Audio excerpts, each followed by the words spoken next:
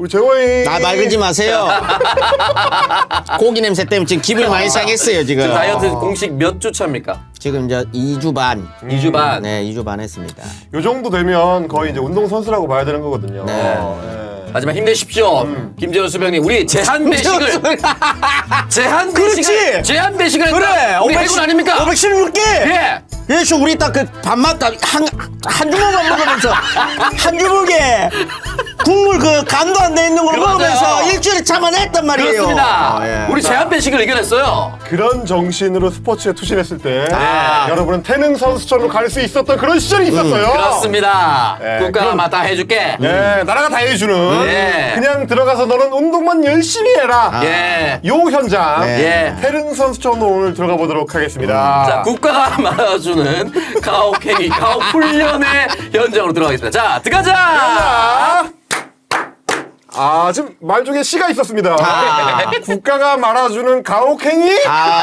가혹한 훈련일 수 있어요. 예. 자, 그래서 이제 워낙 이 달콤한 공간이지 않습니까? 네. 젊은 남녀가 네. 한창 때 10대 후반부터 20대 그 팔팔한 나이에 최전성기. 그리고 뭐 말하자면 육체적으로 대한민국에서 가장 우수한 사람들이 와. 태릉 선수촌에 그렇게 젊은 남녀를 모아놓다 보니까 약간 그 밖에서 봤을 때 난리가 나지. 잘 모르는 사람들, 특히 이제 이 방송국에 있는 방송쟁이들은 네. 맨날 남녀가 어디 나온다. 엮으려고만 생각한단 말이야. 근데 그 사실에 기반했다 파야 되는 거 아닙니까? 그랬는지 저랬는지. 자, 2005년에 예. 파릇파릇하던 시절에 이선균, 이민기, 최정현 주연. 잘 나가던 친구들. 자, 드라마 스페셜 태릉 선수촌이라는 드라마를 만들었습니다. 기본적으로 수영장이 깔려 있어요. 자, MBC 베스트 극장. 예. 이 시민들 입장에서 봤을 때는 네. 태릉 선수촌이라는 이미지를 잡을 때 저렇게 이제 잘생기고 이쁘고 멋지고 이런 사람들이 열심히 운동하는 공간 요렇게만 생각을 하지만 네. 사실 이제 태릉 선수촌이라는 좀 독보적 세계. 이게 이제 물론 이제 일본에도 뭐 그런 이제 선수촌 공간이 있고 미국에도 뭐 몇 군데 흩어져 가지고 있고 뭐 영국에도 있고 이렇긴 한데 한국처럼 이렇게 집약적으로 어마어마한 규모로 네. 어마어마한 예산을 사용하는 나라는 없다 보니까 여러분께 이제 실감을 시켜드리기 위해서 네. 해체되기 직전에 태릉 선수촌의 이제 그림 네, 전경. 아하. 요런 모양입니다. 이야. 옛날이요. 그때 그 시절로 이제 얘기할 수 있는 태릉 선수촌 당시 모습. 자, 보시면 이게 이제 양쪽에 태릉과 경릉이라는. 그렇지. 거대한- 강릉. 태릉 강릉. 강릉이구나, 강릉. 네. 이게 조선시대의 그 왕비름 두 개를 끼고 있어요. 네. 그래서 태릉 옆에 있다고 해서 태릉 선수촌인데, 네. 규모가 면적만 9만 평. 1966년에 개촌을 했는데, 네. 지금 보신 것처럼 이제 육상 트랙이 네. 아예 내부에 설치가 돼 있고, 저게 이제 국제 규격을 맞춰가지고 국제 대회를 개최할 수 있는 규모입니다. 저 안에 한국 최초의 실내 수영장도 있어요. 아하. 실내 링크도 있어요. 네, 그런 정도로 이 어마어마한 규모를 산 밑에다가 이제 만들어 놓고 선수들이 거기서 훈련했고. 그러나 우리 입장에서 봤을 때는 그럼 태릉 선수촌이 네. 서울 한가운데에서 뭐 그렇게까지 생각할 필요가 있느냐라고 이제 어떤 불만을 갖고 계신 분도 있었고 시설도 이제 낙후하고 뭐 이제 좀 약간 최신 시설을 바꿔줘야 되는 거 아니냐라는 얘기가 나와서 2000년대 초반부터 다른 이제 별도의 공간을 만들자라는 추진 움직임이 있었고 2006년 7년께에 충북 진천에 만들기로 해가지고 네. 결국 완공이 2016년 17년 이쯤에 완공이 됩니다. 17년에 개촌. 자, 충북 진천군 광해원 면에 소재한 네. 진천 선수촌의 전경입니다. 자. 와, 세련됐네. 어마어마합니다. 일단 기본적으로 뭐 태릉 선수촌도 잘 지어놨는데 지금 보면은 아까 말씀하셨던 하나하나가 국제 규격이자 최신식 시설로 업데이트되어 있다는 게 가운데 느껴져. 이 전경 보세요. 네. 이거 올림픽 해야 되겠네. 아니, 스타디움이 있어, 스타디움이 가운데. 저 김재원 선생님 밑에 있는 그거거든요. 자, 본관입니다. 어마어마한데. 네. 자, 면적이, 전체 면적이 몇 평이냐? 네. 50만 평입니다. 야. 50만 평. 네. 자, 태릉 선수촌의 규모만 따져도 5배가 넘고요. 네. 2017년에 개촌을 하면서 모든 시설을 최신식 장비. 네. 그리고 모든 시설을 2배 이상. 아. 요렇게 지금 이 사이즈를 키워가지고 갔습니다. 예, 예전 같으면 이제 뭐 밧줄 매달려서 딱딱딱 올라가는 거 있잖아요. 네. 뒤에 선수들 기다려야 되거든요. 이제는 이렇게 넓게 돼 있으니까 야! 한 번에 올라갈 수 있어. 줄 10개 매달아! 하는 거야, 여러분, 그냥. 저 건립에 들어간 비용. 네. 사실 땅값만 하더라도 이제 산 한가운데의 지방이니까 땅값 많이 안 들었을 거거든. 그렇겠지. 근데 총 건설 비용이 얼마냐? 5,130억이 들었어. 야, 이거까지 해야 되나 근데? 5,130원. 이게 건립 비용은 별게 아닐 정도로 느껴질 정도로 네. 1년에 대한체육회에 지원되는 운영 예산이 얼마냐? 네. 1,500억이에요. 1년에? 한 해 운영 예산이 1,500억이에요. 제가 생각했을 때는 절반은 식비입니다. 많이 먹거든. 예, 그렇다. 잘 먹여야 아이, 뭐, 운동 선수는. 아, 그렇지. 여러분 운동의 절반 이상은 영양 보충입니다. 네, 그리고 지금 5,130억 이렇게 얘기하면은 어느 정도 규모인지 잘 생각이 안 날 텐데 제가 늘 주장하는 부산의 돔구장 5,000억입니다. 동구장 하나가. 돔구장 하나 만드는데 이런 게 거의 5,000억인 거예요. 야, 그거를 이제 딱 지어놓고 네. 매년 1,500억씩을 쏟아부으면서 예. 선수들의 훈련을 담당한다. 네. 이랬는데 금메달 못 따면 빠따 맞아야 되는 거 아닙니까? 1,500원 갖다 붓고 있는데. 빠따는 안 돼요. 빠따는 안 예, 예. 됩니까? 안 됩니다. 요즘 북한도 빠따는 안 칩니다. 그래요? 예, 예. 그러면 안 되고. 예, 예. 자, 그럼에도 불구하고 뭐 지금 이제 김정 쌤이 얘기한 것처럼 네. 아니 국가가 저렇게까지 할 필요가 있냐라고 우리는 생각할 수가 있는데 그러니까 결국 국가가 이용하고 국가가 도움이 되니까 이렇게까지 하는 거죠. 2020년에는 너무 자연스럽잖아요. 야, 뭐 네. 그렇게까지 해라고 생각하는 분들이 있을 수가 있는데 네. 사실 스포츠하고 정치하고는 아주 밀접한 관련이 있다는 거 아닙니까? 근데 사실 올림픽이라는 것 자체가 만들어질 때부터 체력은 공력이야! 라고 하는 걸로 만들어집니다. 예. 국가를 자랑하는 거. 네. 그 프랑스 그 금마 이름 뭐고? 쿠베르탱. 쿠베르탱인가? 예, 예. 금마가. 은바페라고 얘기할 뻔했어요. 은바페. 죄송합니다. 난 지단 칼락했는데. 쿠베르탱. 네. 금마가 이거 만들 때부터 여기는 그 스포츠 선수들을 전사 취급합니다. 전사. 전사. 오. 이거 싸우는 거잖아요. 네. 금마가 그 만든 쿠베르탱이 만든 네. 스포츠 종목도 있어요. 뭡니까? 올림픽 정식 종목입니다. 근대 오종. 근대 오종. 그거 싸우는 거. 네. 말 전쟁하는 타고 겁니다. 총 쏘고 뭐 이런 거잖아. 네. 네. 그냥 그거 말 타고 총 쏘는 게 원래 그냥 말 타는 그런 거 아니에요. 근대 오종 한 번도 못 봤죠. 네. 제대로 본 적 없지. 누가 말 잘못 뽑아서 말 지 마음대로 가는 것만 맞아. 봤어. 그게 자기 말을 타는 게 아니고 네. 말을 그래? 훔치는 거예요. 아. 전쟁할 때 말 훔치는 거고 총도 가다가 진짜 막 사격치 뭐 이지랄해가지고 막 쏘고 하고 네. 그게 이제 전투를 상정하는. 상정하는 그 스포츠입니다. 그렇게 해서 만든 거예요. 그렇게 해서 만들기 시작하다 보니까 제일 유명한 건 이제 36년 베를린 올림픽. 베를린 올림픽. 나치가 이제 이거를 완전히 프로파간다의 장으로. 프로파간다의 장으로 만드는 것도 그랬었고 이거를 그냥 그대로 받아가지고 지금이라고 뭐 올림픽 하는 나라들이나 뭐 아니면은 거기에 참가하는 나라들이 뭐 다 다른 생각을 가지고 하느냐? 아닙니다. 다 똑같이 들어갑니다. 국가 대항전이에요. 명칭이 그거잖아. 태극 전사들. 그렇죠. 네. 이렇게 하는 거잖아요. 네, 태극 전상급입니다. 그러다 보니 박정희 정권이 들어서면서부터도 이거는 싸움이야. 전투야. 이 씨발 즐기러 왔어? 레슬링을 즐기러 온 거야? 예. 이게 안 되지. 이겨야 됩니다. 싸우면 이겨야 됩니다. 자, 나가서 이영표. 싸워서 네. 이겨야 된다. 이영표가 월드컵 때 얘기했었던 겁니다. 홍명보를 향해서 월드컵은 경험을 쌓는 곳이 아닙니다. 그래. 이렇게. 연습 경기 아니거든. 실전이라 이 말이에요. 예. 스포츠 정신이고 나발이고 네. 나가면 메달을 따야지. 그렇습니다. 이런 마인드. 근데 사실 이게 이제 군사 정권하고 착분 마인드라는 거잖아요. 예. 군사 정권이랑 또 착 붙었었던 건 두 가지 축이 있습니다. 뭡니까? 그렇죠. 이제 하나는 냉전축. 냉전축. 네, 그러면 이제 남북. 북한은 무조건 이겨야 돼. 북한은 무조건 이겨야 된다. 그다음에 동구권은 무조건 이겨야 된다. 그렇지, 그렇지. 그다음 하나 더 있다면은 이제 일본? 한일전. 아. 민족주의. 일본 놈들한테 딱. 지면 안 돼. 네. 이렇게 딱 되면은 체제 경쟁 겸 민족 경쟁이 되는 거지. 민족주의와 체제 경쟁. 네. 두 개를 딱. 요게 합쳐지면은 지면은 빠따를 맞아야 된다 이 말이에요. 내가 그랬다는 게 아니고 옛날에 박정희 때는 네. 지면은 빠따를 맞았다 이 말입니다. 전쟁에서 지고 왔으니까. 그리고 사실 이제 군인들이니까 군사 정권이니까 체제 경쟁을 보여줄 수 있는 중요한 장치. 밖에다가 우리가 우수한 체제라는 걸 뭘로 보여줘? 울퉁불퉁한 육체미. 네. 이게 나가서 다 깨부수는 거. 그렇지. 예. 그러면 이제 위대한 체제가 되는 거 아니겠어요? 그렇죠. 그렇습니다. 그러다 보니까 자 박정희의 70년대에는 네. 오죽했으면 이 체력, 네. 스포츠 정신에 직결되는 이 체력이 네. 곧 국력이라는 광고가 나옵니다. 자, 여러분, 체력은 국력. 아로나민 효과. 저 손은 약간 그 공수동가요?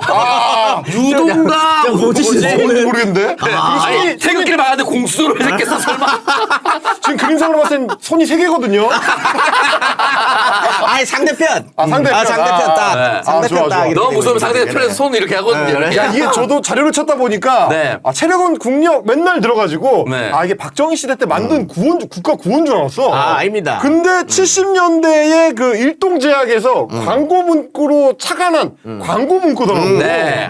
근데 그만큼 국가에서 맨날 그걸 강조하니까 체력은 국력이다. 운동 열심히 해라. 라고 하는 거를 보여주는 게 이를테면 이제 박정희 정권에서 만든 국민체육진흥법. 오. 이런 걸 만든 네. 시스템으로 이제 끌어들이는 게 박정희 아닙니까? 모두가 전사야. 아이고야. 전 국민의 전사와. 예. 그러려면은 이 그렇지. 전사들이 네. 체력을 갖춰줘야 되거든. 네. 평소에 열심히 해야 돼. 운동 열심히 해야 돼. 뒷받침돼야 됩니다. 네. 운동을 열심히 해야 돼요. 웃긴 게 뭐냐면 군인들답게 자, 국민체육진흥법 같은 거 만들어가지고 니네 운동 열심히 해라. 모든 국민이 운동 열심히 해야 된다. 라고 해서 뭘 하느냐. 1961년이거든요. 네. 이때는 아직 박정희가 공식적으로 대통령이 되기 전에 쿠데타 일으키고 나서 국가 재건 최고회의 의장일 때 뭘 네. 만드느냐. 재건체조를 만듭니다.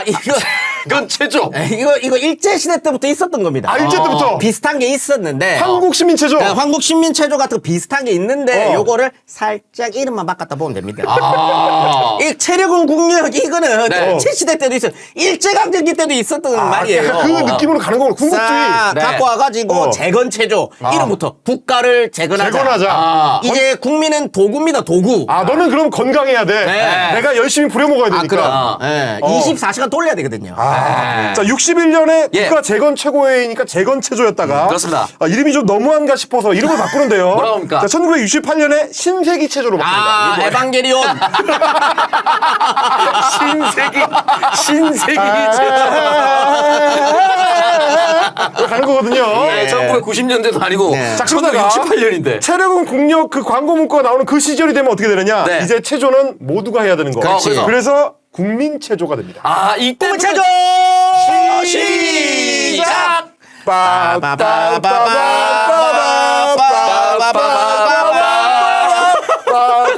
이거 가는 거야. 손흥 아저씨 목소리. 이거 한 번이라도 제대로 해본 적 있나? 국민체조를. 국민체조 안 해봤어? 아니 제대로 진짜 딱 각 잡고 보통 슬렁슬렁 하잖아요. 학교에서 슬렁슬렁 이거 제대로 하면 하지. 땀이 진짜로? 반스까지 젖어요. 아이고야. 이거 진짜 빡셉니다. 국민체조 한 번만 딱 해도. 네. 아침에 이거 하자. 그럼 2kg 빠진다 봐야 됩니다. 진짜 빡세게 하면. 빡세게 하면 그러면 저 빠져요, 장난친 것 같아요. 초등학교 때 배웠을 때 이게 이런 거 있거든. 하나, 그래, 둘, 그치, 그치. 셋, 넷. 어휴. 이렇게 하면 이제 나 같은 애들 키 작아서 맨 뒤에 서 있으면 이렇게 하나, 둘, 셋, 넷. 뭐 이러고. 이거 할 때. 나 뒤에 있기 때문에 팔이 움직이는지 안 움직이는지 안 그리고 우리 같은 보이거든. 애들은 이제 옆에서 옆에 애랑 장난친다 치고 이제 이렇게 하거든요. 보통 한다 봐야죠. 이거 하거든. 네.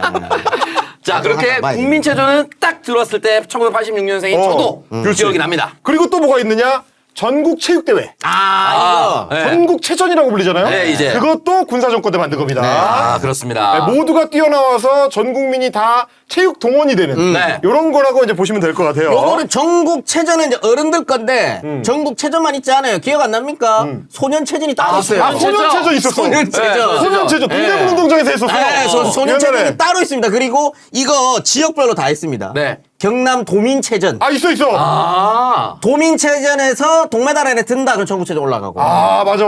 이게 동네마다 있는 거를 계속적으로 피라미드식으로 올려가지고 전국체전 올라가는 거야. 야, 나 군대 있을 때 도민체전 나갔었잖아. 뭘로? 왜냐면 그 삼척 지역이어가지고 사람이 별로 없잖아요. 네. 그러면 군인들이 많이 나가야 돼.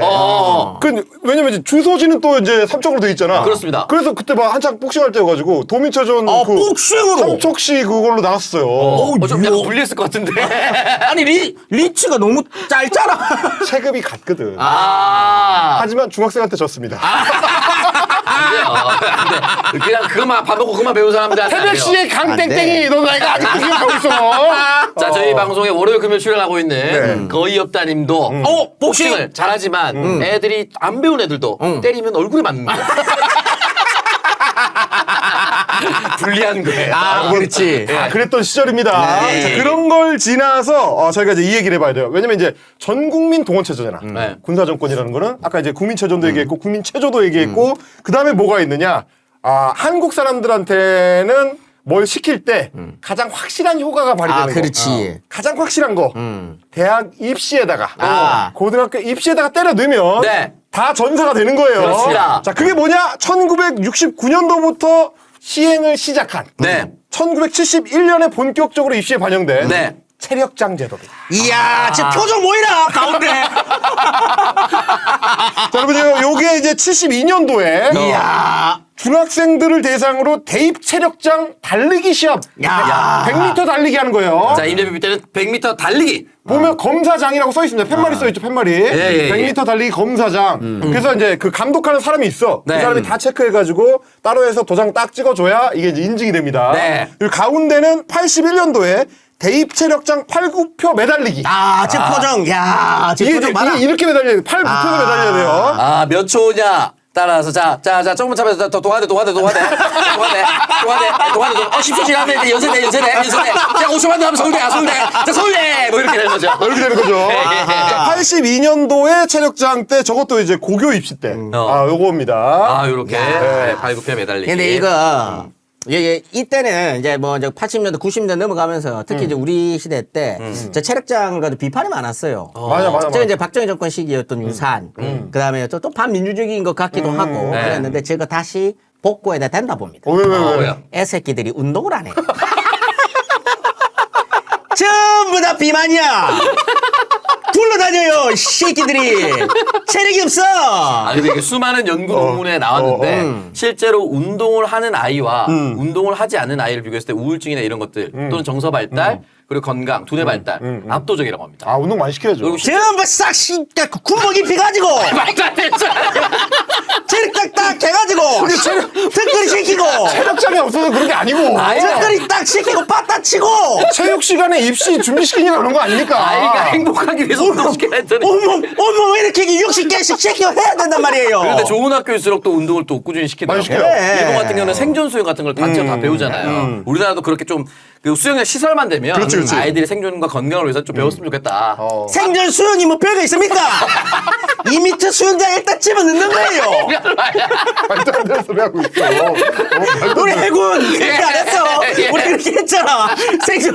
생존 수영이라고 던지는 게 그냥. 자, 던지진 않습니다. 아닙니다. 던지진 예. 않습니다. 예, 아니에요. 우리 카포크 자켓을 아니에요. 입고 안전하게 훈련합니다. 여러분 제가 저래봬도 역사학자입니다.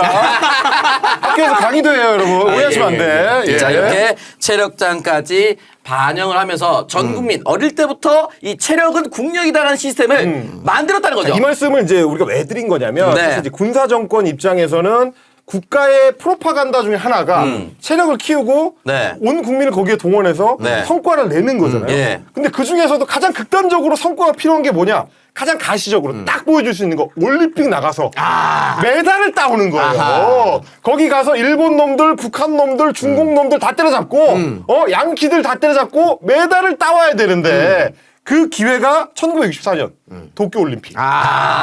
비행기 조금 더 타면 가니까 사실상 홈그라운드다. 그렇지. 이렇게 생각해가지고 16개 종목에다가 선수단 224명을 보냈다는 거예요. 이거 진짜 많이 보낸 겁니다. 와, 이거 엄청난 진짜 많이 보낸 64 겁니다. 년에. 64년에 이 정도로 들어갔다.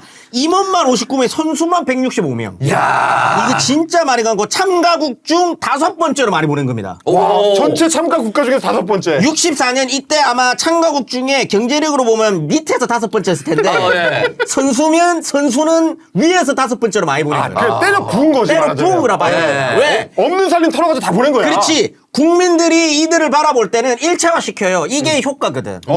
나를 대신해서 나간 존재다. 그치. 국가를 대표한다는 건 사실 국가와 국민이 일단 일체화돼 있는 거예요. 일단 그 군사 정권에서는 그렇지. 일체화돼 있는 상태에서 나를 대신해서 저기 나가 있어. 그럼 저 새끼가 이겨야지. 이겨야지. 나를 대신해서 이겨야지. 나갔는데 그런데 결과가 별로였어요. 결과가 레슬링과 권투에서 은메달 2개. 네. 유도에서 동메달 1개. 사실상 참담한 실패로 끝나버렸다.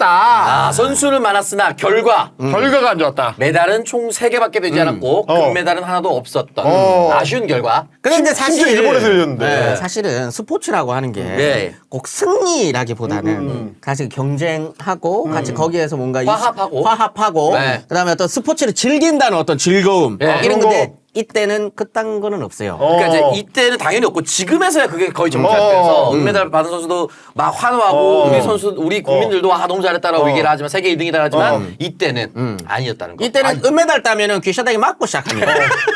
은메달. 심지어 2000년대까지도 은메달 따면 우리 선수 울었어요. 울었습니다. 막 부끄럽다. 국민들은 성원을 죄송하다 뭐 보답을 이러면서. 못했다. 자 그랬던 시절인데 심지어 도쿄에서는 올림픽을 열어가지고 성과도 막 빵빵 내고 얼마나 약이 올랐겠어. 네. 그걸 보고 왔던 민관식이라는 아, 전설적 대한체육회장. 어. 이 양반이 이거 안 되겠다라고 생각했다는 거 아닙니까? 그러니까 이 사람은 약간 지금 와서 생각해 보면 이때는 맞았는데 지금 보면 약간 도라이 같은 약간. 이거는 시대 보정이 필요한 거. 이때 당시에 민관식. 60년대. 이때는 이 민간식이라고 하는 사람을 바라보는 시선이 굉장히 다양한데 일단 체육인들 사이에서는 거의 영웅이라 봐야 돼요. 영웅이라 봐야 돼요. 왜냐 이거야.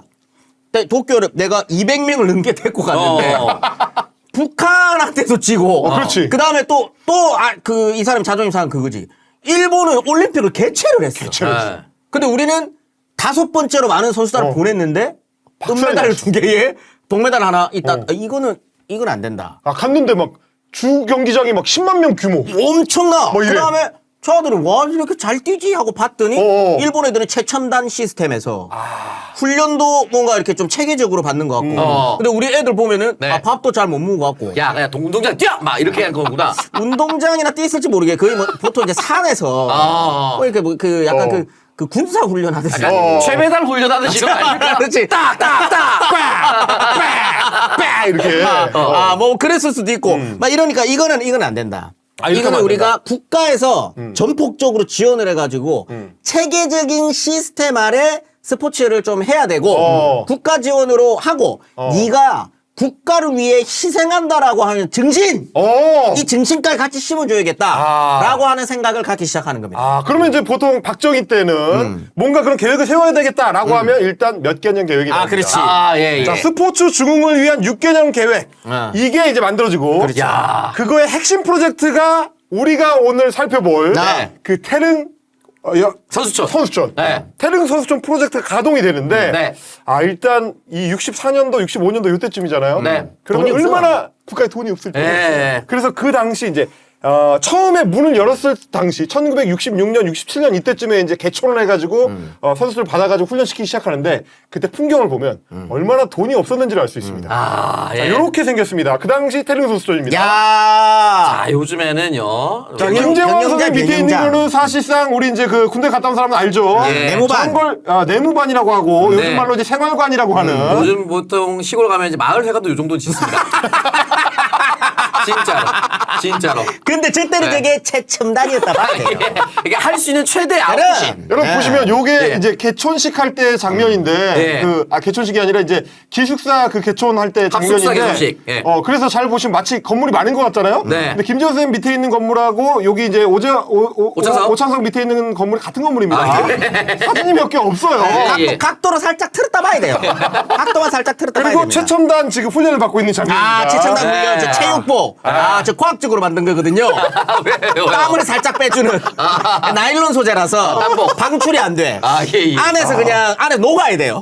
네. 때로 만들어 때로 가야 되는 거 약간 그런 느낌이면 최첨단이라 봐야 됩니다. 그때 보면 일단 계획이 이제 65년 11월에 착공을 해.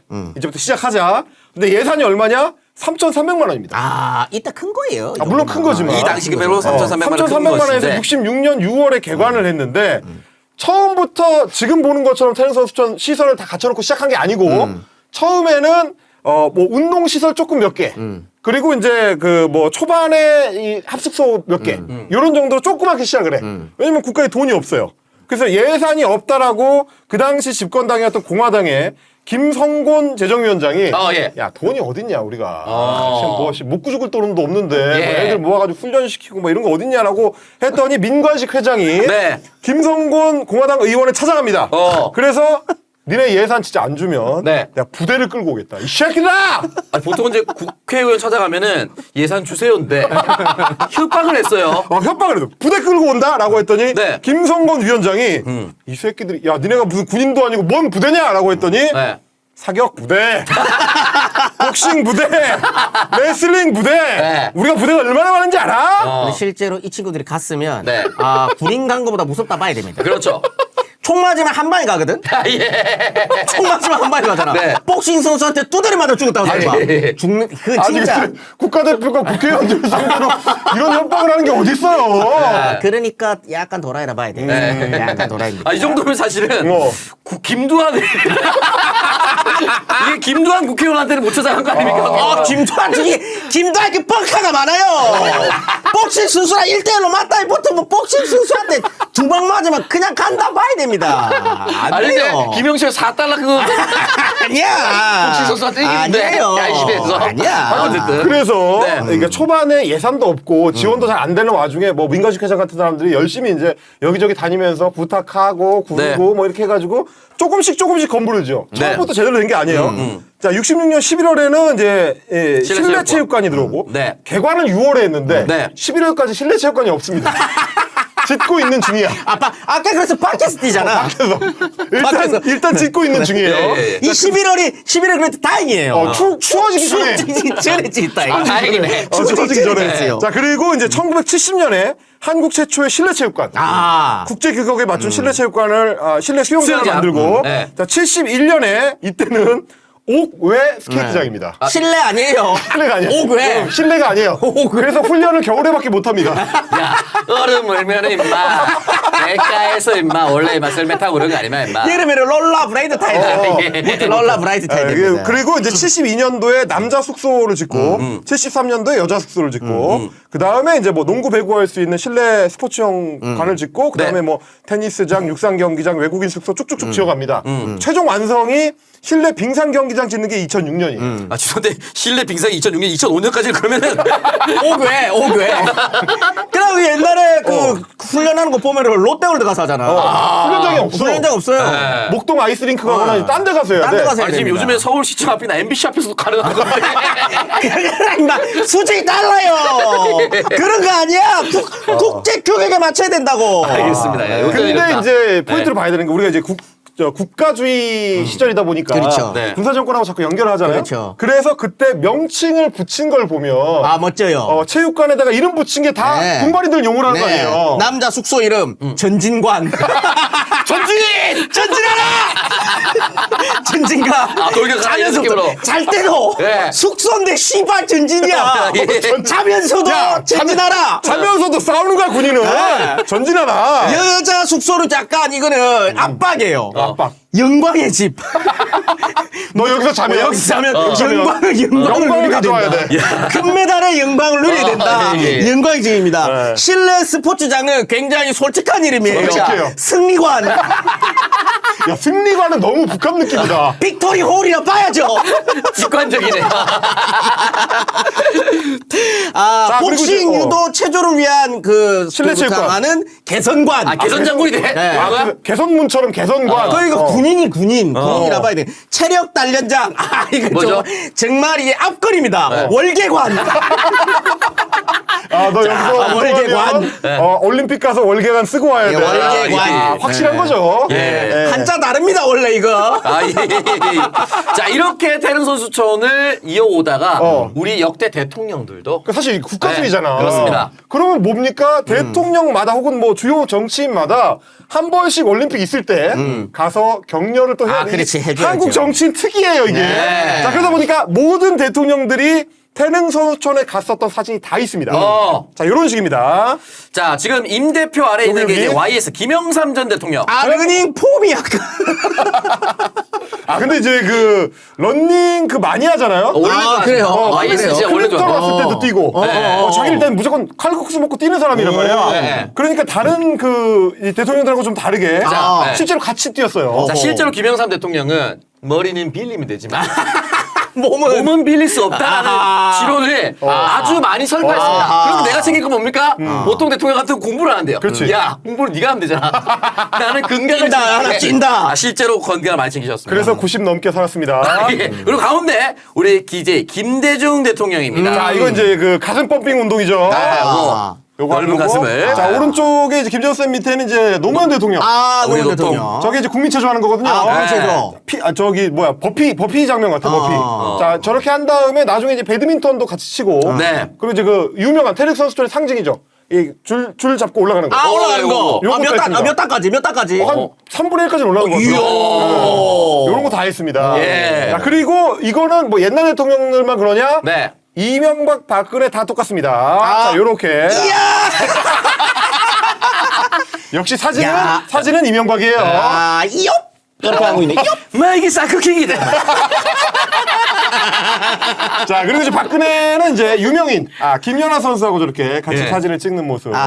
김현 선수 참 애때네. 애때네. 10대 때입니다, 10대 때. 자 이렇게 민주화 이후에도 계속해서 요 전통같이 네. 대통령들은 계속해서 찾아갔었다. 국가 성과주의는 지금까지도 계속되고 있는 겁니다. 네네. 그러니까 말하자면 이제 저게 보여주는 거잖아. 네. 니네 뭘로 먹고 사는 것 같아? 다 나라에서.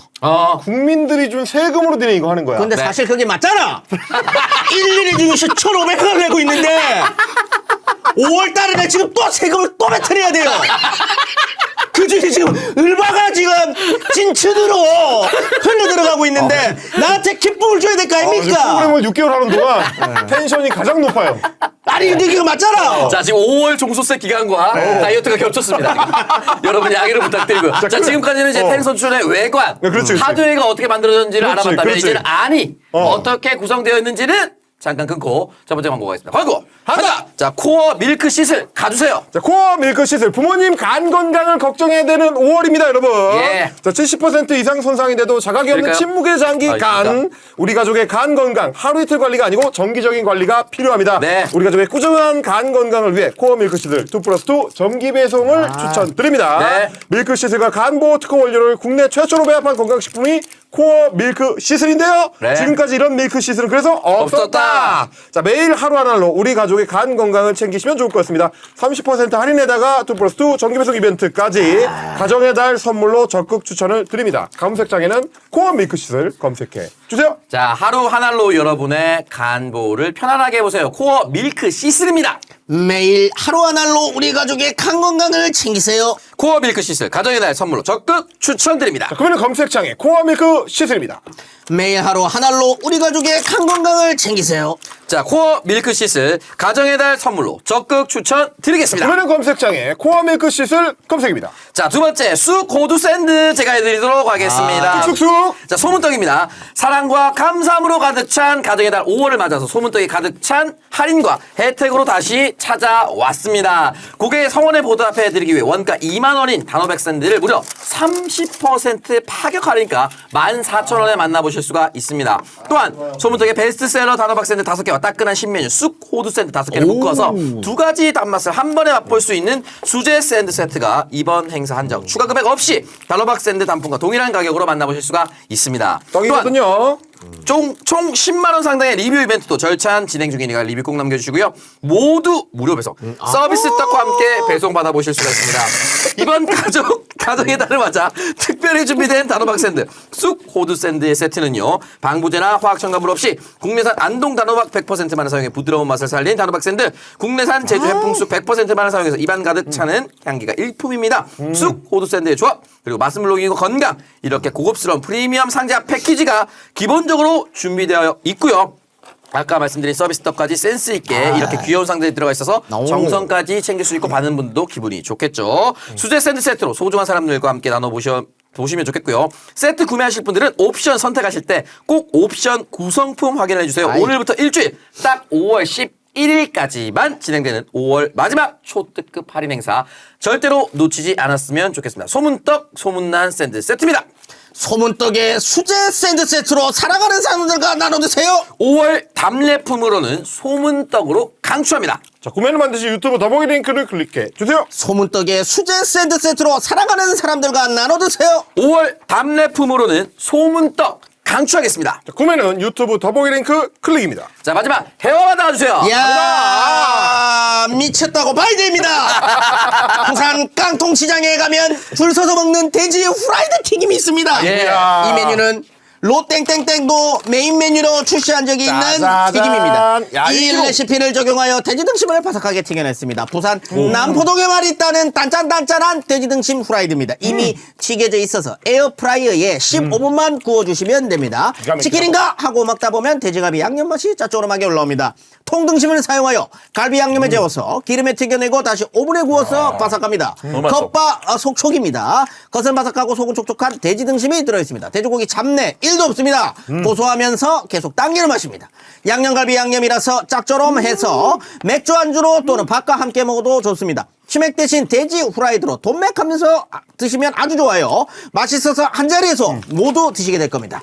돼지 등심에 튀김옷을 살짝 입혀 2번 튀겨냈습니다. 크런치하게 와사삭 씹히며 정말 고소하고 맛있습니다. 맛은 기본! 가성비 하면 해와바다입니다. 무려 1kg에 13,900원! 저렴해요. 중량이 많습니다.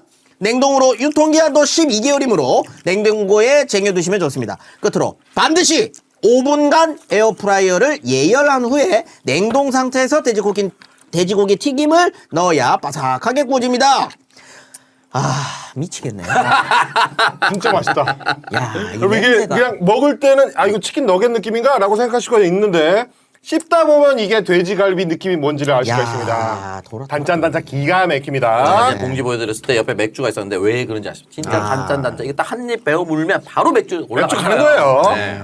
자, 겉은 가보겠습니다. 바삭하고 속은 촉촉한 해와 바다의 돼지 등심. 구매는 검색창에서 해와 바다로 검색하시거나 유튜브 더보기 링크를 클릭해 주세요. 겉은 바삭하고 속은 촉촉한 해와 바다의 돼지 등심. 자, 구매는 검색창에서 해와 바다로 검색하시거나 유튜브 더보기 링크를 클릭해 주세요. 자, 광고. 됐다! 됐다! 광고하고 돌아왔습니다. 자, 드디어 태릉 선수촌 안으로 들어가보겠습니다. 갑니다. 예. 지금부터 시작이라 봐야죠. 네, 예. 이제 매달 제조 공장인 거거든요. 예. 그러니까 사실상 공장입니다. 맞습니다. 자, 그러려면 어떻게 해야 되느냐? 우리 이제 오창석 선수가 아까 얘기했던 것처럼 네. 그냥 사실상 갈아 넣는 거죠. 예, 맞아요. 메달을 향해서 그냥 짝짝짝짝짝 그러는 겁니다. 자, 그래서 사실은 합숙을 하면서 일정이나 일과를 다 같이 해요. 네. 그 나중에 보니까 훈련일 때 기본적으로 연습 오전에 시작할 때 네.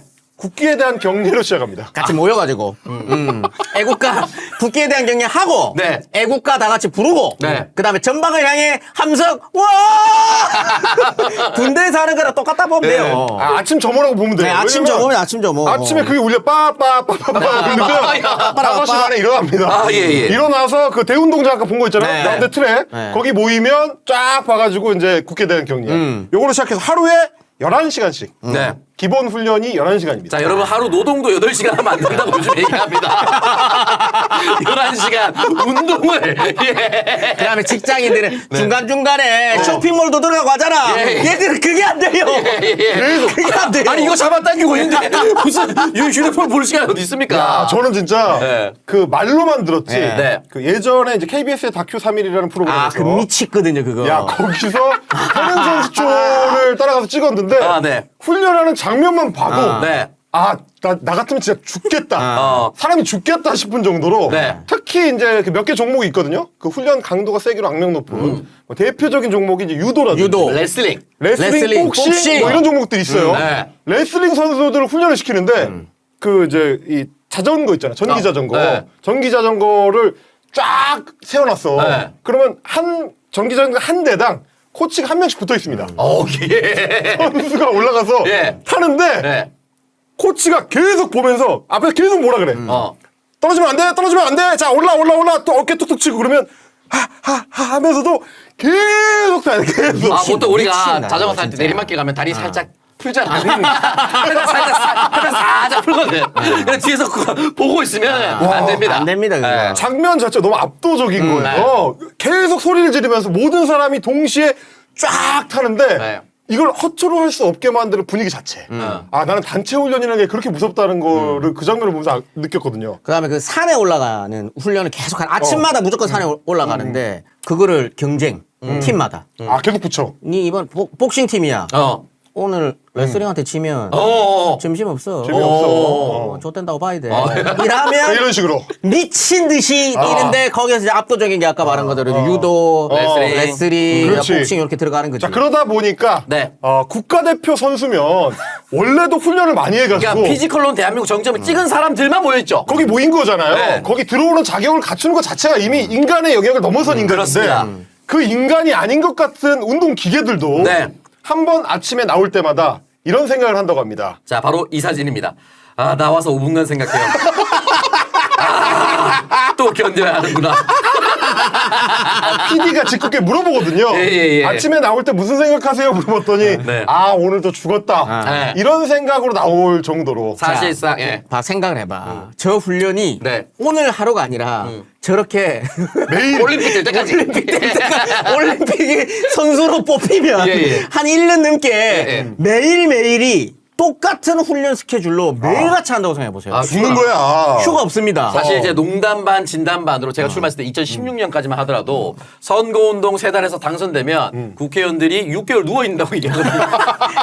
여러분 선거운동도 그러면 6개월 누워있다고 하는데 11시간씩 육체적 네. 훈련을 하는 사람들이 네. 매일매일 한다고 하는 생각하면 진짜 오죽했으면 아까 이제 김재현 쌤이 얘기했던 그 이제 산악 트레킹 뭐 그걸 이제 우리 태릉 선수촌에서는 크로스컨트리 훈련이라고 하더라고요. 그러니까 산을 올라가는 거야. 네. 저 태릉 선수촌 뒤에 보시면 산이 있잖아. 네. 불암산이죠, 불암산. 불암산. 네. 그거를 올라가는 훈련 불암산 지옥 코스라고 부르는데 오죽했으면 운동 선수들끼리도 태릉 선수촌 어땠냐라고 물어보면 이렇게 답을 합니다. 지옥 코스 불암산 불도저로 밀어버리고 싶었다. 저분은 태릉 선수촌 시대 왕년의 태극전사들이 되돌아본 지난날. 여러분 2017년 기사입니다. 불도저로 산을 밀어버리고 싶었다. 자, 동아일보에서 2017년에 이제 진천으로 옮기기 직전에 인터뷰를 여러 명을 땄어요. 예. 저 불도저로 밀어버리고 싶었다라는 발언을 누가 했느냐? 한국 레슬링의 전설. 전설이죠. 전 세계 레슬링계의 전설입니다. 두 체급에서 그랜드슬램을 달성한 네. 전무후무한 네. 그냥 한 체급에서 그랜드슬램도 전설인데 네. 체급을 바꿔서 그랜드슬램 한 번 더 한 사람 네. 한국 레슬링의 전설 심건호가 인터뷰할 때 물어보니까 예. 불암산 밀어버리고 싶었어요. 그 형한테 불도 줬으면 그 형 밀었을 것 같아. 산 바로 빠떼로 들어가서 바로 돌려가지고 지금. 이 신건우 선수 저번 올림픽 그 할 때 물어봤어요. 이번에 한국 레슬링 대표 어찌 될 것 같습니까? 망했어요. 애들이 패기가 없어. 안 뛰.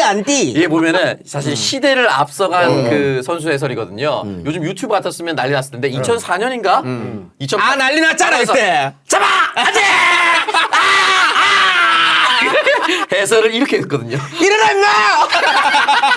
일어나! 바로 욕먹었습니다. 시대에 맞춰서 가야 되는데 유튜브 때 했으면 막 다 난리 났을 거예요. 저 불암산이 산 자체가 아주 높은 산은 아닌데 아, 그렇죠. 코스가 빡센 게 네. 불암산 정상까지 태릉 선수촌 그 이제 트랙에서 올라가는데 4km입니다. 네. 왕복 8km를 산을 뛰어 올랐다가 네. 뛰어서 내려와야 돼요. 사실 평지도 8km를 그냥 뛰라고 하면 쉽진 않아요. 근데 이거를 왔다가 내려왔다가 그 훈련 장면을 제 영상을 봤는데 4km를 뛰어서 올라가잖아. 네. 올라가면 그 꼭대기에 코치가 기다리고 있다가 이제 스톱워치를 탁 눌러요. 그러면 선수가 잠깐 한 2초 정도 헉헉 한 다음에 바로. 악 하고 다시 내려갑니다. 해병대야. 해병대. 아, 그게 되게 유명한 게 있어요. 네. 이 레슬링 국가대표들이 해병대 캠프로 갔어. 휴가. 야 이게 진짜 농담이 아닌 게 휴가. 저도 이제 학사장교로 그 훈련 받으러 삼사관학교에 갔잖아요. 네. 근데 우리 이제 그 그냥 사회에 있다가 대학 졸업하고 간 이 학비리들 입장에서 봤을 때는 훈련이 너무 빡센 거야. 그때 그냥 일반 병사들이 뭐 논산이나 이런 데서 4주 훈련 받을 때인가 6주 훈련 받을 때인가 그때인데 우리 훈련이 뭐 4개월이에요. 16주를 받아. 막 죽을 것 같은 거야. 근데 거기서 항상 웃는 애들이 있습니다. 한 체대 나온 애들.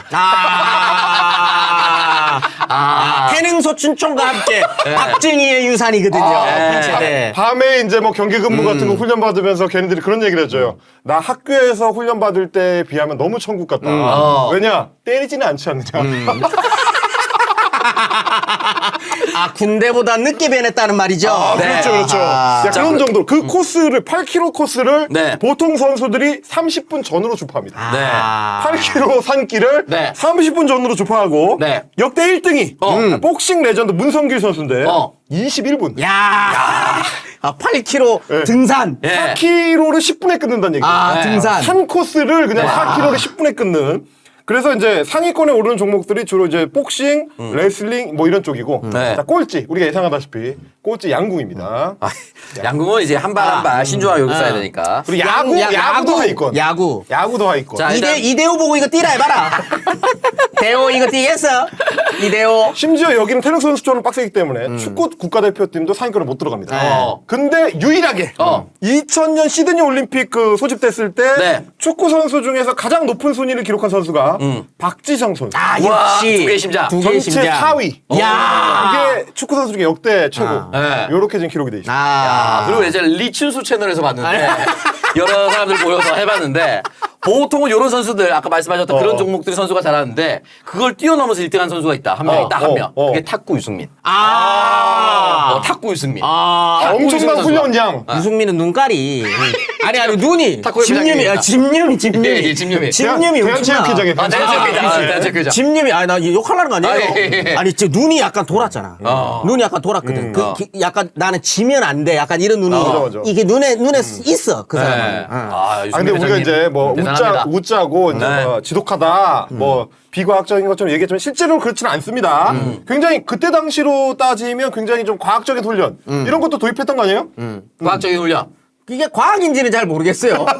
과학인지는 모르겠는데. 모르겠는데. 어떤 거인지 설명해 주세요. 이게 이제 68년 멕시코시티 올림픽에 여자 배구 국가대표로 출전했던 김영자 선수의 배구입니다. 요게 아, 네네. 이게 여성체육 100주년 구술 생애사라고 책이 되게 이렇게 구술사, 체육 스포츠 스타들 구술사를 한 건데. 말하자면 여기에- 역사책인 거죠. 역사 이제 구술 책인 거죠. 여기 이렇게 되어 있습니다. 멕시코란 나라가 고지대잖아요. 그래서 그 대방동에 가면 공군본부가 있어요. 태릉 선수촌은 아니구나. 아, 예, 예.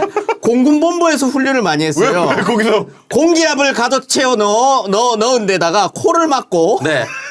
거기서 사이클을 타면서 기압을 막 올리는 연습도 하고요. 아, 기압 끌어올리는? 네, 이렇게 얘기합니다. 그래도 그 당시에 과학적인 방법으로 연습을 많이 했어요. 라고 회고했습니다. 아니 멕시코 시티는 고지대니까. 나름 과학적인. 고지대니까. 나름 드래곤볼을 보면 어디 그럼요. 캡슐에 들어가서 그럼요. 중력 2배, 중력 3배 이렇게 하는데 이거 이제 코에 기압을 잡아 넣어가지고 그럼 이게 어차피 숨은 코로 쉬니까. 68년입니다. 예, 예. 그리고 이제 공부에 가면 그 파일럿 훈련 시설이 있으니까 그렇지. 그걸 썼다는 얘기죠. 네, 그래서 썼다는 얘기입니다. 그만큼 원래 그때는 아무것도 없었는데 네. 그나마 태릉이 생긴 뒤에는 체계적 훈련 비슷한 걸 하기 시작했다. 이런 의미인 것 같습니다. 거기 공기압을 가서 저렇게 사이클을 시키는 게 과학적인 건지 난 잘 모르겠어. 근데 이게 본인은 과학적이라고 회고를 했는데 근데 아무것도 당시. 없었으니까. 그 당시에는 그때 아무것도 없었으니까. 과학이 이렇게 왜냐면 한자각이 사이클을 많나? 들고 산 정상으로 갈 수는 없잖아요. 그렇지. 그렇지. 그러니까 이제 예. 산 정상 분위기. 나를. 그리고 이제 또 한 가지 태릉 느낌. 선수촌이 생기고 나서 선수들 입장에서 바뀐 것 중에 하나가 옛날에는 그냥 알아서 하는 거였는데 이제는 국가에서 이 잠도 재워주고 먹여준다 이거예요. 네. 근데 먹는 게 그 당시로 따지면 다른 사람들에 비하면 굉장히 좀 풍족해졌다. 잘 먹였구나. 그게 이제 구슬 생애사에서 나온다는 거예요. 그렇죠. 그때는 뭐 태릉 선수촌이 먹는 게 좋았죠. 여기 바깥에서 먹는 것보다 훨씬 체계적으로 영양가 있게 다 해주니까 좋았어요. 그때는 삼가구유. 예. 삼가구유 기억납니까? 예. 네. 삼가구유도 하나씩 넣어주고. 서로 그 상가고요. 그렇죠. 네. 지금은 자기가 갖다 먹지만 캐러멜도 그때는 참 하면서 입맛을 살 돌려요. 그 맛이 지금도 생각나네. 라고 얘기했습니다. 실제로 어떻게 드셨는지 사진을 요렇게 자, 보시겠습니다. 81년입니다. 이제 임 대표 옆에 보시면은 식판 옆에 사과 옆에 보시면 여러분 삼각 우유가 있습니다. 그렇지. 있죠, 있죠. 삼가구요. 삼가구유 저거. 삼가구요. 그리고 너무 놀라운 건요. 흰밥 있고 국그릇에 지금 사과가 있잖아요. 여러분 흰밥 왼쪽에 보시면 국그릇이 저거 뭐 짜장이다. 저 짜장 거의 아니야? 미역국 같지. 미역국인가? 미역국. 한 사람 고기도 한 사발 그리고 있고. 이제 재원쌤 밑에도 보시면 고기가 야, 이렇게. 어마어마한 거예요. 네, 엄청난 양을 먹는 거죠. 저기 이제 일반인들 하루 그 칼로리. 권장 칼로리에 5배.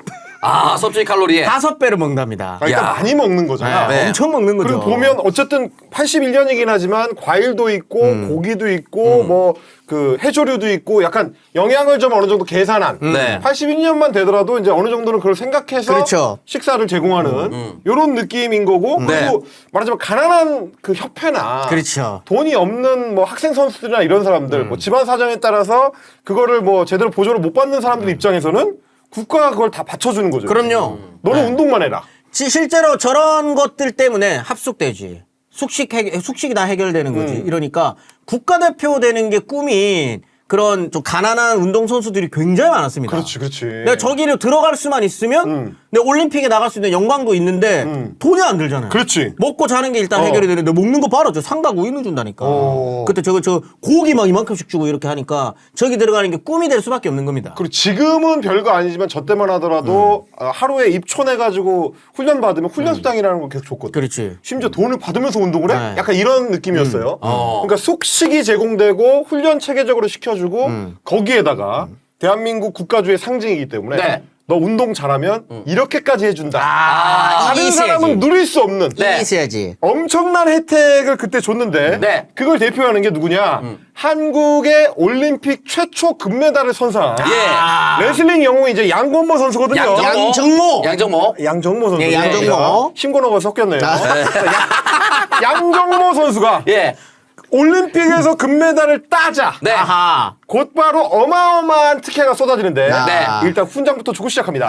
자, 양정모 선수의 1등급 야, 훈장. 1등급. 자, 그리고 상금 1억에 연금 월 12만 원인데요. 네. 청룡, 맹호, 거상, 백마, 기린 등 5등급의 체육 훈장 중 1등급인 청룡을 1976년에 수여했다는 기사입니다. 자, 20대의 운동선수한테 청룡 훈장 준 거는 거의 최초의 사례예요. 야. 그만큼 이제 올림픽 금메달에 대한 그게 높았던 거고. 네. 자, 76년이거든요. 네. 76년하고 제가 이제 2023년하고 물가 수준을 비교해 봤는데 네. 11배입니다. 그러니까 지금도 1억이라는 돈이 큰데 네. 그 당시로 따지면 지금 얼마일까? 11배면 그냥 단순 계산해도 11억이에요. 물가에다가 좀 더 보태야 되기 때문에 한 15, 16억 정도 될 겁니다. 지금의 어떤 체감. 아니 지금 서울 뭐 집값이 평균 뭐 10억이 나는데 그냥 딱 바로 국가에서 그렇지. 집 한 채야. 네. 이렇게 한 거네요. 그리고 다달이 연금이 12만 원이 나오니까 뭐 한 지금으로 치면 한 150만 원. 150만 원 정도 받는 거죠. 150만 원이 꼬박꼬박 야. 꼬박꼬박 지급되는 네. 이런 어마어마한 그때 당시 상상하지도 못했던 혜택이 주어졌고 자, 그러면 국가가 사랑하는 것이 연금과 상금뿐이었느냐? 이게 남자잖아 또 하나 예. 들어가 줘야 되거든요. 남자인데 양정모 선수가 저 때까지 군대를 안 갔어요. 그렇지. 그러면 군대 빼줘야지. 자, 1976년 또 기사입니다. 양정모의 병역 특혜 체육회에서 건의를 했습니다. 야. 모스크바 올림픽에 대비 집중 훈련을 실시하기 위해서 문체부에 건의를 했습니다. 저 말이 얼마나 무서운 말인지 압니까? 하나 더 따라는 말이에요. 모스크바를 위해 하나 더 따라. 너 군대 괜히 빼주는 거 네, 아니야. 하나 더 따라. 근데 이제 이게 그럴 수밖에 없는 게 양정모가 금메달을 따왔잖아요. 모스크바에 만약 물론 이제 나중에 동서 그것 때문에 못 갔죠. 안 냉전 때문에 갑니다. 우리나라 안 가죠. 근데 갔으면 말하자면 동구권 상대로 그렇지. 반드시 이겨야 되는 올림픽이니까. 그렇죠. 근데 저 때는 심지어 군대가 길어요. 3년 가야 됩니다. 맞아요. 군대 3년 갔다 오면 양정모 없어. 네. 그러니까 그냥 너는 군대 빼주겠다라고 나오는 게 웃긴 게 뭐냐면 기사가 네. 76년 8월 14일자 조선일보예요. 예. 메달을 언제 땄느냐? 8월 12일에 땄습니다. 바로. 이틀 뒤에. 야. 사실상 거의 곧바로. 네. 야, 쟤 군대 빼줘라. 요게 나왔다는 거는 거의 그 당시 박정희의 명령이라고 봐야죠. 네. 요런 식으로 나와서 그게 나중에 이어져서 제도화가 되는 거죠. 제도화가 되는. 네. 금메달은 올림픽은 금운동 다 혜택, 아시안 게임은 금메달만 이렇게 해서 굳어지는 거고, 그다음에 그 연금 같은 경우에도 이때 당시 기준으로 금운동 올림픽 기준으로 네. 60, 40, 20 이런 식으로 지급하는 걸로 이제 확정이 되는 이 거예요. 연금이 얼마나 중요하냐면 예전에 그 JTBC 아는 형님의 네. 이봉주 선수가 나와가지고 꼬박꼬박. 예, 당시 이제 진종호 지금 의원이지만 진종호 나와가지고 연금이 너무 좋다. 그래서 김희철이 장관 연금 나한테 주면 안 돼? 라고 했을 때 이봉주 선수가 야 총 줘봐라고 바로 치긴다고.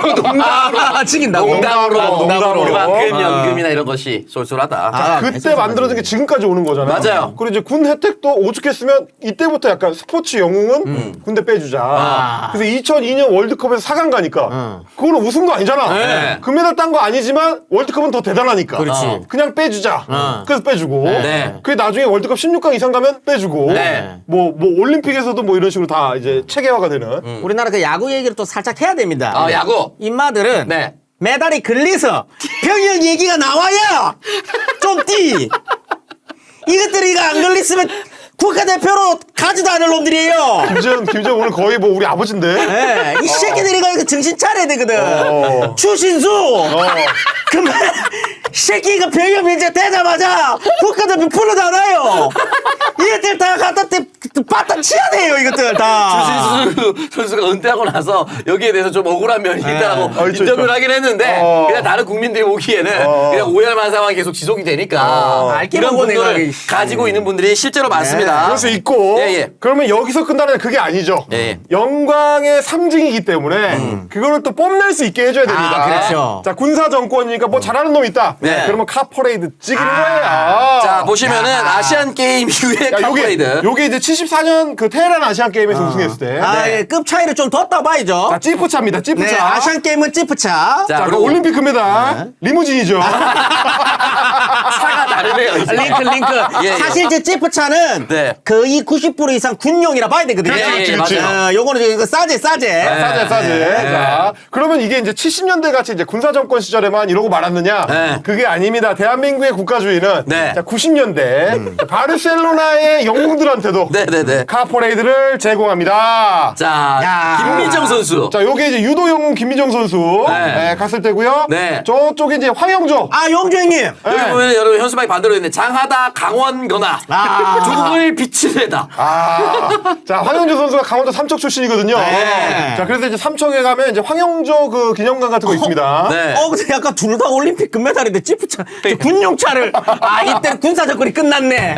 군사정권이 끝났어. 그리고 이제 끝났고. 몬주이게 영웅이잖아요. 그래서 몬주이 그 언덕에 가면은 옆에 동판으로 동상은 아니고 벽면에 동상으로 이렇게 황영조 선수가 영경이. 끼고 있는 거 어. 그거를 만들어 놨습니다. 제가 직접 보고 오지 않았습니까? 여러분 보시면 네. 아시겠지만 이게 영웅들 어떤 그 영광 이런 거에 대한 집착은 한국 사람들이 잘 포기를 못 하거든요. 네. 자, 90년대까지만 하고 끝났느냐? 그게 아닙니다. 아까도 얘기했죠? 네. 어차피 또 월드컵이 있습니다. 자, 진짜 전설의 대한민국의 이제 어떻게 보면 체육 이벤트입니다. 자, 2002년 네. 월드컵입니다. 4강 갔을 때 지금 이제 그 제 밑에 보시면 어디서부터 출발해서 어디로 가는지. 코스가 나옵니다. 코스가. 네. 자, 강남역에서부터 출발해가지고 서울 광화문까지. 네. 야, 이 어마어마한 거리를 네. 전체 카퍼레이드 구간으로 만들어가지고 쫙 뽑았는데. 저거 이제 경찰 사이카 아닙니까? 사이카입니다. 사이카네. 사이카입니다. 예. 저때 이제 김남인 선수가 춤도 추고. 네. 요런 장면이고 이제 그 김정은 쌤 밑에는 이제 히딩크 감독하고 정몽준. 당시 이 대한축구협회장 네. 되겠습니다.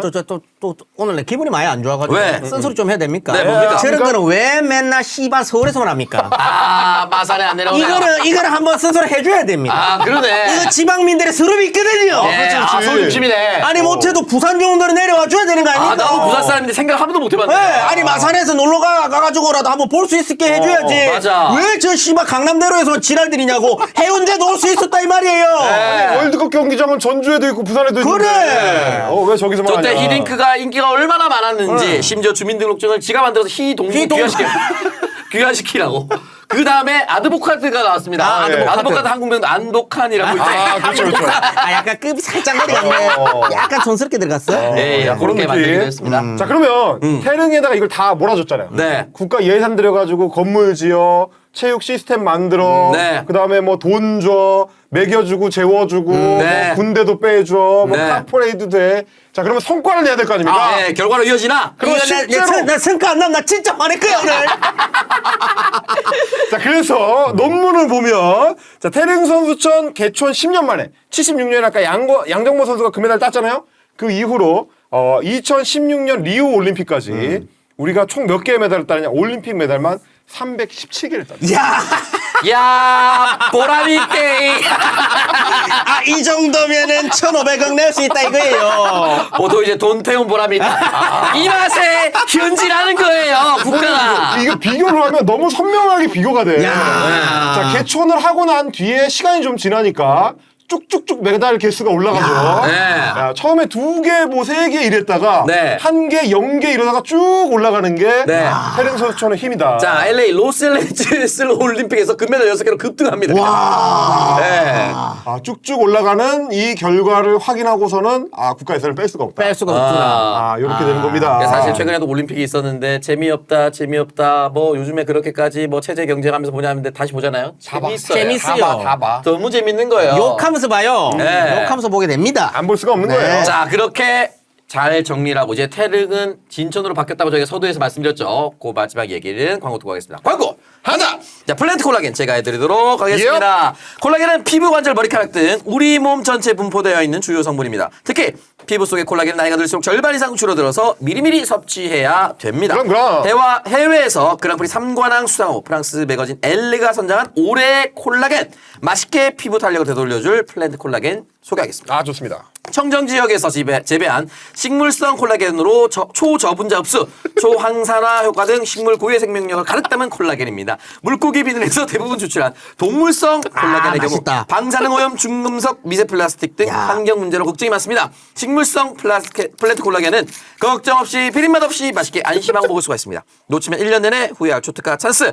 딱 한 번뿐인 역대급 혜택. 가정의 달맞이 사장 남천동 단독 이벤트를 진행합니다. 플랜트 콜라겐 최대 70% 할인 들어갑니다. 단 5월 한정 수량으로 진행되기 때문에 조기 종료될 수 있고요. 1년에 한 번 있는 기회니까 절대로 놓치지 마시고요. 행사가 많아서 지갑이 얇아질 5월 부담은 줄이고 피부 탄력 채우세요. 더보기 URL에서만 더보기 링크에서만 진행하는 비밀 이벤트니까 반드시 하단 더보기 링크를 꼭 구매해주세요.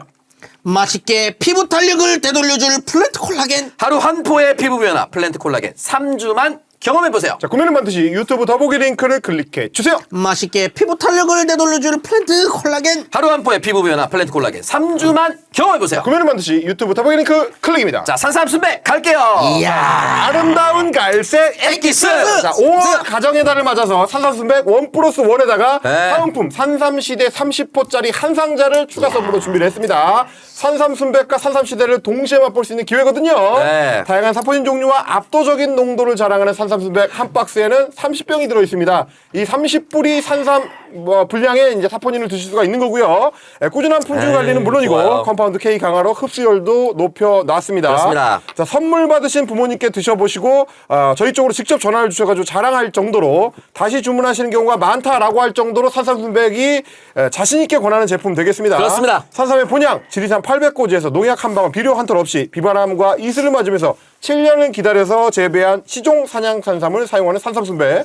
가정의 달 사랑하는 부모님께 드릴 선물로 최고다라고 자부를 하겠습니다. 자, 여러분 산삼순백 가정의 달 선물하기 너무너무 좋습니다. 홍삼 가격에 산삼을 드세요. 산삼순백. 구매는 검색창에서 산삼순백을 검색하시거나 전화문의 1666-1080입니다. 홍삼 가격에 산삼을 드세요. 산삼순백. 구매는 검색창에서 산삼순백으로 검색하시거나 전화문의 1666-1080입니다. 자, 마지막 3일 카레입니다. 야, 3일 동안 끓이고 숙성을 맛볼게 풍미 깊은 맛의 영양식 3일 카레입니다. 아직도 카레가 그냥 카레겠지. 그냥 드시는 분들 감사합니다. 한 번 드셔보시면 왜 이렇게 많은 분들이 좋아하시고 냉장고에서 떨어지면 바로 채워넣으시는지 아시게 됩니다.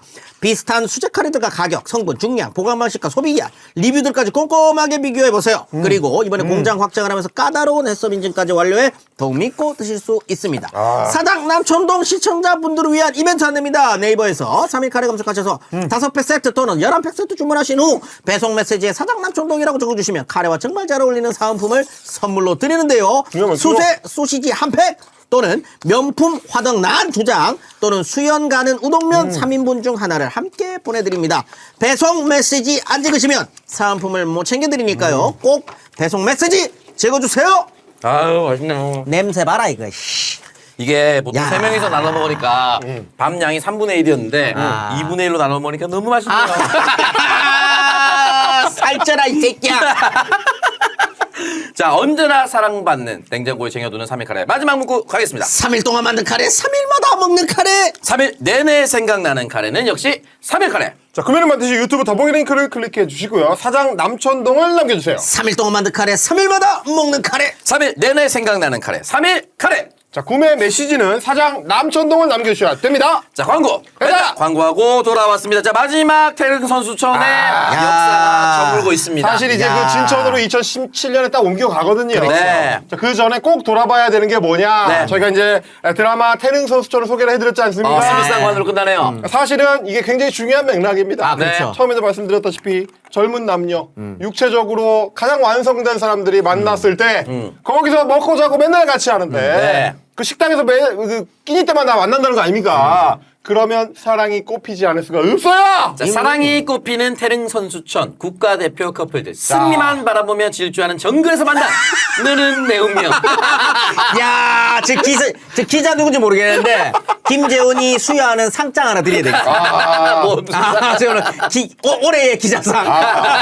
너무 제목을 잘 뽑은 거예요. 예. 승리만을 바라보며 질주하는 정글에서 만난 너는 내 운명. 야. 그래서 여러 이제 태릉 선수촌 출신의 스포츠 스타 커플들을 막 소개를 하고 있는데 네. 근데 사실 이제 저 얘기는 그 이제 스포츠 스타들이 나중에 은퇴하고 나서 이제 라디오 스타 이런 데 나가면 네. 꼭 하는 얘기에 이제 그렇지. 포함되어 있습니다. 예. 누구랑 누가 언제부터 눈이 만났는데. 맞았다. 심지어 여러분 오죽했으면 그 김연경 선수도 아하. 거 나가서 얘기를 했어요. 자기 이제 막내 때 아하. 밥 먹을 때 선수들이 이제 각 종목별로 다 모이잖아. 네. 눈빛 본다. 눈빛 본다고. 눈빛 본다 이거.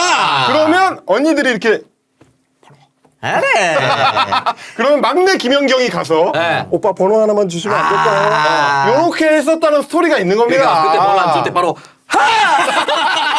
저렇게 이제 서로 사랑으로 맺어지는 경우들도 있지만 네. 하면 안 되는 것도 몰아놓으면 반드시 발생을 합니다. 맞습니다. 자, 군대에도 스트레스 받는 공간에 사람 몰아놓으니까 이제 네. 폭력 사건, 네. 괴롭힘 사건 이런 거 나오잖아요. 절대 하면 안 되는 거죠. 태릉 선수촌도 계속 한 군데에 몰아놓고 선후배 군기가 센 공간으로 만들다 보니까 아하. 네. 꼭 폭력 사태가 나왔습니다. 아. 자, 2017년인 기사입니다. 야, 여러분 2017년 태릉 선수촌 빠지기 직전까지도 야. 태릉 선수촌에서 후배 대걸레 폭행 현역 레슬링 국가대표 야. 입건입니다. 훈련분들 참 왜 코치에게 먼저 얘기하나 아이. 선배들에게 말대꾸한다는 이유로 폭행입니다. 저런 거 갖고 때리면 안 되지. 저 말도 안 되는 거예요. 네, 근데 요즘 축구 국가대표는 한 번씩 생각이 날 때가 있다. 아니 뭐 그래 해야 된다는 게 아니고 안 됩니다. 한 번씩. 여러분 안 돼요. 한 번씩 그때가 생각이 날 때가 있다. 그래서 악습이 악습. 그래서 그때 생각을 김남일 코치가 얘기했다가 바로 혼났거든요. 예. 악습입니다. 예, 예, 맞아요. 그러니까 이런 악습들이 발생할 수밖에 없는 구조적 문제가 있는 거잖아요. 그래서 오죽했으면 태릉 막판에도 저런 폭력 사건이 터졌는데 네. 그럼 그게 진천으로 옮겨가면 최첨단 시설로 옮겨가면 없어지느냐? 뭐 기수 문화, 선후배 문화 이런 옛날 이른바 이제 똥군기가 남아 있으면 계속 반복이 되는 겁니다. 네. 오죽했으면 배드민턴의 스타 네. 안서영 선수도 이걸 피해갈 수가 없었습니다. 자, 이거는 여러분 2024년 무려 작년 기사인데요. 아, 배드민턴이 되지. 아니라 한여사의 중3 안세영 빨래의 공군인데요. 아이, 저런 건 안 돼. 7년간 저런 건안 돼. 대표팀, 선배들 빨래, 청소 등 잡일을 도맡아 누리꾼들 요즘은 군대도 안 그런다. 비판 공군입니다. 시대랑 안 맞는 문화가 여전히 남아있는 측면이 맞아요. 있는 거예요. 예. 그러니까 뭐, 너 후배니까 가서 이제 우리 빨래 싹 걷어가지고 내가 가서 해와. 이런 거 시키는 게 스포츠는 아니지 않습니까? 그렇지. 네. 그러면 안 되는 거죠. 자, 여러분 태릉 선수촌의 역사부터 시작해서 체제, 민족주의 여러 가지 우리 국가대표의 역사를 한번 되짚어봤습니다. 재밌게 보셨길 바라고요. 물러가겠습니다. 되면 하나!